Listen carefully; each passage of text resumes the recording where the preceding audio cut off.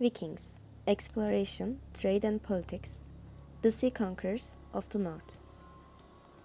Fearless warriors and shapers of history is a way to explain who Vikings are. Vikings lived in 8th and 11th century in northern Europe and today's Scandinavian countries as warriors, traders and explorers. In this video, the topics trade and economic influence, politics and governance, and exploration and expansion about Vikings will be discussed. Exploration and expansion. How Vikings' voyages led to the discovery of new lands, including settlements in Iceland, Greenland, and Finland.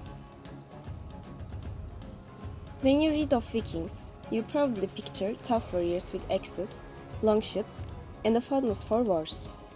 But the Vikings were also some of the world's greatest explorers, navigating vast, unknown oceans, long before most others even dared.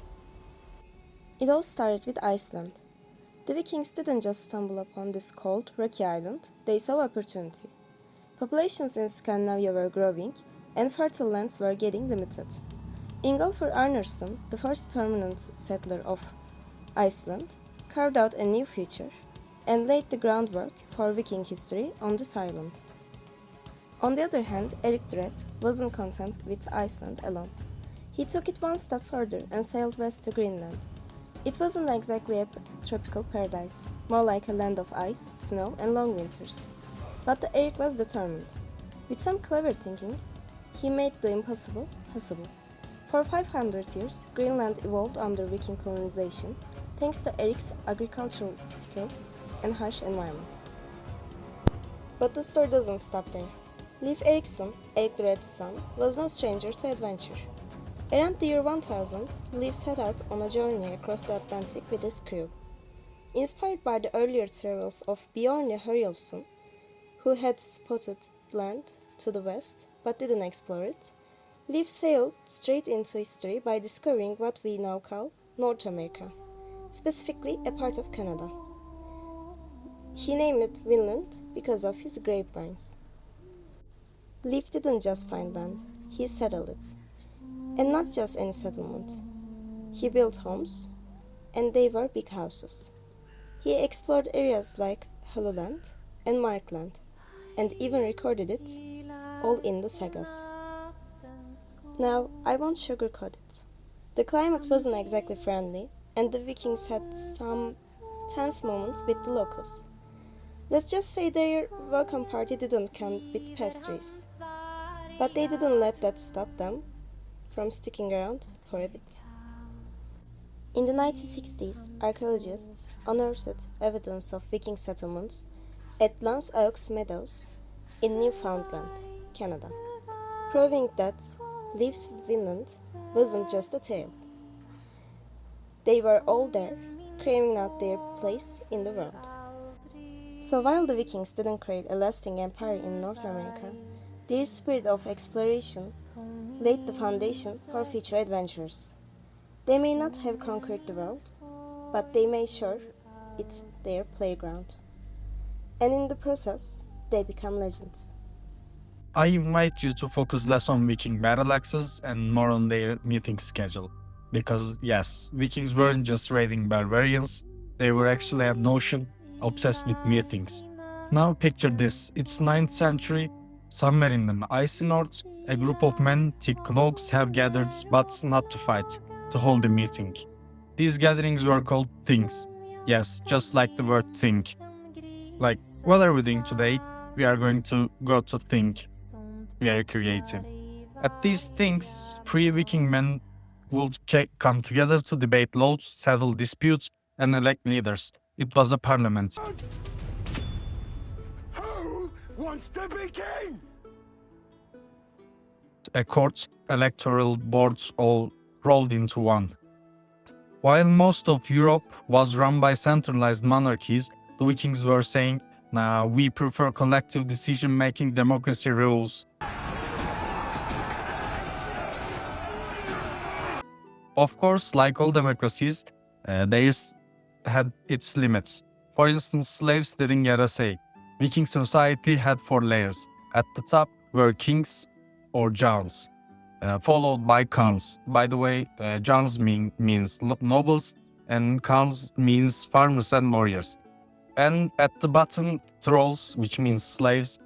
So there was freedom and equality, but only selectively applied. And being a leader wasn't just about good looks, you had to be successful warrior, a fair ruler, and hand out plenty of kids. More influencer than king, really. And don't think they were all about war, they knew diplomacy too. They married local women to form alliances and even build church sometimes. A Viking groom, an English bride, possibly Europe's first cultural fusion. So in short, Vikings weren't just barbarians, they were consultative warriors with a neck for diplomacy. Maybe today's politicians could learn a thing or two from them. When we think of Vikings, what comes to mind first? A guy yelling with a horned helmet on his head? Riding a village with an axe, right? Well, bad news. Those helmets weren't historically accurate. Good news? Vikings were not just warriors, they were also some of the most creative merchants of their time. Between the 8th and 11th centuries, the Vikings established a massive trade network stretching from northern Europe to the Middle East. They could travel from what is now Sweden all the way to Baghdad via Volga River, and without GPS. Impressive, right? Viking trade didn't just mean bringing furs from the north to south. It also meant bringing luxury goods from the Mediterranean back north. They traded amber, furs, and ivory. In return, they got silk, silver, and yes, sometimes slaves. History had its dark side, of course, but in the end, it was the economy.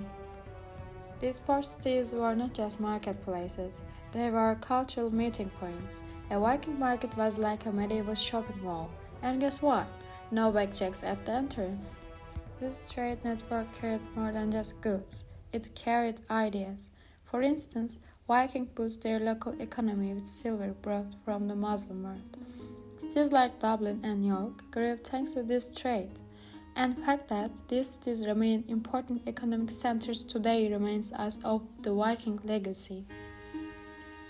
Now hold on, more than 80,000 Arabic dirhams have been found in Sweden. That means Vikings weren't saying, I just fight, but rather, I've got cash, my friend. Thanks to this interaction, writing systems, craftsmanship, and even some religious ideas traveled north from the Arab world. Finding reading inscriptions words like Jerusalem or Land of the Saracens is clear evidence of this cultural exchange. So, to think of Vikings only as axe-wielding riders is deeply unfair. They were the global merchants of the Middle Ages, and their influence can still be seen in Europe's economic structure today. So, there we were. Next time someone asks, what were the Vikings like? Don't imagine a man charging with an axe. Picture a trader carrying silver in his bag and Arabic dirhams in his pocket. Because maybe, just maybe, taking history a bit lightly makes it stick better. The Vikings didn't just cross seas, they connected cultures, ideas, and economies. The trade routes they built didn't only carry goods, they carried civilizations.